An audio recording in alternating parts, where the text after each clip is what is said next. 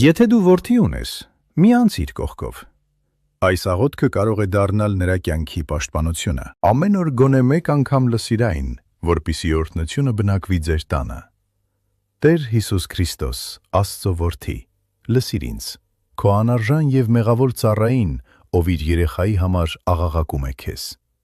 Տեր, ես իմ որդուն հանձնում եմ քո ձեռքերին, ողորմիր նրան և քո սուրբ անվան համար փրկիր նրան։ Ներիր նրա բոլոր մեղքերը, գիտակցված թե անգիտակցաբար գործած։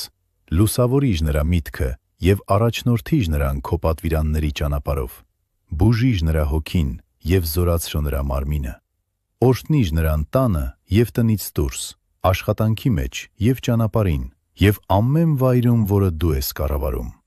Քո սուրբ հովանու տակ պահպանիր նրան, հեռու պահելով գնդակից, սրից, թույնից, հրդեհից, ջրհեղեղից, հիվանդությունից և անակնկալ մահից։ Պահպանիր նրան, որպեսզի չբախվի տեսանելի կամ անտեսանելի թշնամիների հարձակումների, չընկնի աղետի, չարի և դժբախտության մեջ։ Բուժիր նրա բոլոր հիվանդությունները, մաքրիր նրա սիրտը և թեթևացրու նրա բոլոր ցավերը։